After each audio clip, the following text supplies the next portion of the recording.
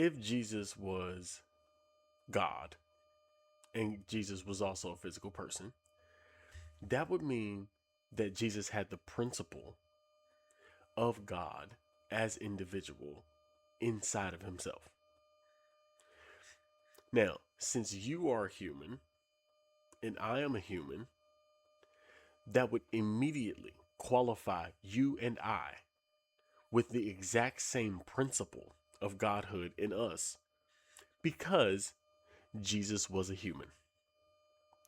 Now, if Jesus was defined as a human and Jesus was also God, there's no way to remove the God part from the human part. You can't separate the two. Now, Jesus may have manifested his full self in physical form, but that doesn't take away the fact that the principle of who he was had to be there before he became that. He was a human being.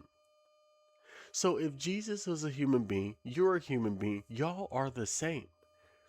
It's also confirmed in the scriptures that you will do greater works than these. Now, question: how is it possible for somebody to do greater works than somebody else if they were not equal or better? It would be impossible. So, the real lesson to take from the Jesus story is not that Jesus is the savior of your life, the physical person. Jesus is the savior of life. But the principle that Jesus embodied that is also in you, that's the savior of your life. And that savior is your own godhood, God identity, taken to the furthest development of evolution, which is you realizing that you are God. Individualized. You are continuing God's work from an individual point of view. You are a vessel that has been created to carry out the evolution of this consciousness of this universe from an individual point of view. Now, in order for the infinite spirit that is impersonal but infinitely intelligent to manifest itself in its fullness and show all of its qualities, it would have to create a creature who had free choice. Why? Because it has free choice. It would have to create a creature with free will. Why? Because it has free will. It would have to create a creature who could recognize itself. Why? Because it recognizes itself. So human beings are the temples that allow God's fullness of personality and consciousness to be put on display. You give direction to an unlimited power, the same power that created the entire cosmos. Just let that sink in. The same power that created the entire cosmos is the same power you are given direction to. Now, how do we give direction to this infinite power? Let's go and ask what the power is in the first place. It is infinite intelligence. First quality is infinite. That means that there is no limit to it. Second is intelligence. Now, what are the qualities and characteristics of intelligence?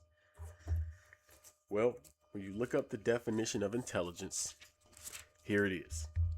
Intelligence is the capacity to understand. Meaning, if you are someone, then this infinite intelligence understands who you are. Whether you understand it or not, it knows. Number two, it can learn. It can pick up the changes that have been made, understand and process them, and use what it's learned. So it also can solve problems. It can adapt to new situations. It can make decisions and it can apply knowledge. So when you are walking around as who you are, assuming things to be true about yourself and your life, it understands that. It discerns that infinitely. And it gives and applies the knowledge you gave it back to you. That's it. So the knowledge of who you think you are, whether that is high, low, bad, good, whatever you think you are and whatever you think the divine is, it can understand, listen, discern, and hear that. And then apply that knowledge to you. So if you feel like a victim, it applies that knowledge to you. Mind you, it's the infinite etymology of intelligence, is the ability to choose between, discern, or understand. Inter and legre, between, to choose, to pick out, to read, and together, to be able to read between things. So that means this infinite intelligence is not tricked by what you say. It factors in all of what you are. All it discerns you to think yourself to be. It discerns all of what you think yourself to be. So when you say, I'm wealthy, I'm wealthy, I'm wealthy, I'm already rich, and you don't feel that way, it discerns the mismatch and it gives you a conflicting reality. It gives you confusion. It gives that back to you because that's what you're giving it. So we say, God did it, the devil did it. Really, you did it. There's only one creative power. That power is impersonal. It doesn't have an individuality. It's simply intelligence. So it doesn't have its mind made up about any particular thing. You make up its mind for it as it relates to you. So what are you feeling yourself to be? And here's what you'll find. It's a perfect match to what you're getting. They're the same. However you see yourself is what you're receiving back from intelligence that surrounds you everywhere and permeates everything, including you. It's listening to every word you say, consciously or unconsciously, discerning what you really think and giving it back to you. That's what it does. So when we say somebody else is responsible for our situation, somebody else is responsible for our problems, what are we? The universal intelligence picks up on that. It discerns it and it applies that knowledge. See, it doesn't work with what we think is not. What we think is true is not real knowledge. What we think is true is an assumption we've accepted. We don't know what we don't know. So whatever thought we've accepted, it takes that as the truth and it takes it as pure knowledge. And it just takes that and applies it to your life. This is why God may seem personal. It seems like God is doing something specifically to you. Why? Because this intelligence it treats you as if you're the only one in the universe. Because you're the only one you can really know. So the only thing you're receiving back is through the filter of you, including the infinite intelligence. You have to filter it through a you. So unless you realize you are all there is, you will always receive a limited portion of you. You will only receive a small amount of who you really are, because that's all you notice yourself to be. If you realized that you were all there was, then the universal impersonal intelligence would take that as knowledge and just apply that knowledge. Then your life would look as if you are exactly who you think yourself to be. Whatever you vibrate, you offer it. When you offer that intelligence of who you feel yourself to be to an infinite intelligence that is infinitely listening and has infinite discernment capabilities and decides infinitely well, it just decides based on the knowledge you gave it. I am blank. It just fills the blank.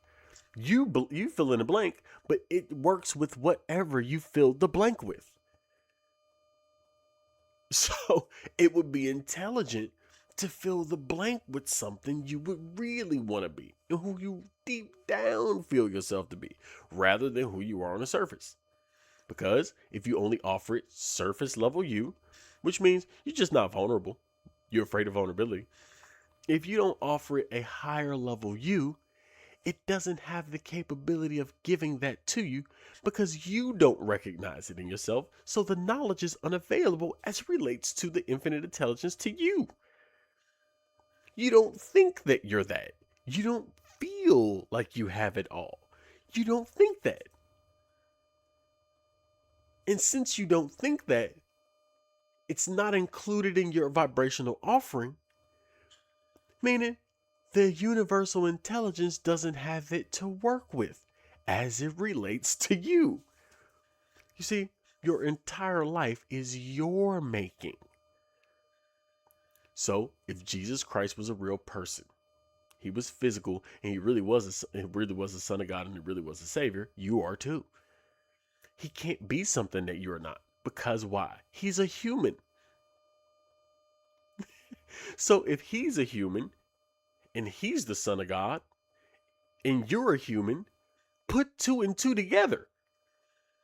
You can't have one be God as a human if the same principle does not exist in all humanity. That would be impossible. Where did he draw it from? He drew it from the principle of humanity. Where are you going to draw it from? From the principle of our humanity. What's the principle of our humanity? Infinite intelligence, God. That is the principle of who we are. That's the principle of who we are.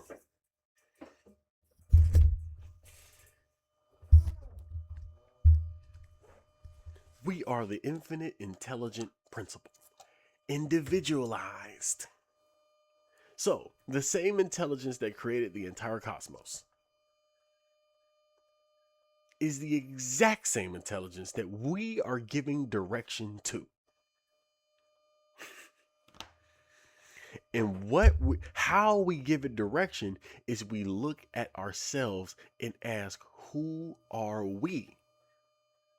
And when you answer that question, it takes all the knowledge of what you said you are when you say I am, and it applies that knowledge to you. That's the reason why nobody can stop your blessings, and that's why nobody can hurt you either. It's all you. It has nothing to do with anyone else except you. So when you blame the devil or you blame God, you're missing the point both ways. There's only one creative power. That creative power is being used by you. And the way you're using it, whether it's conscious or unconscious, is in the way you think, feel, and see yourself. Those are assumptions. If you make an assumption that you are who you don't want to be, unfortunately, for you, Actually, fortunately for you, you're going to get it. Why is it fortunate? Because you get to see how perfectly accurate the universe is in giving you back what you think you are. So as soon as you change yourself, your perception of yourself, you'll get something else back, which is also fortunate. Why? Because it shows you how accurate the universe is to yourself. Once you see that the universe is simply a reflection, then you have control. You can now take responsibility of everything in your life. Because it's just, if that's true, it's just a reflection. I just need to feel the way I want to feel, and I'll create what I want to create. This is great. It absolutely is great. This is what Jesus came to teach you, who you already have been.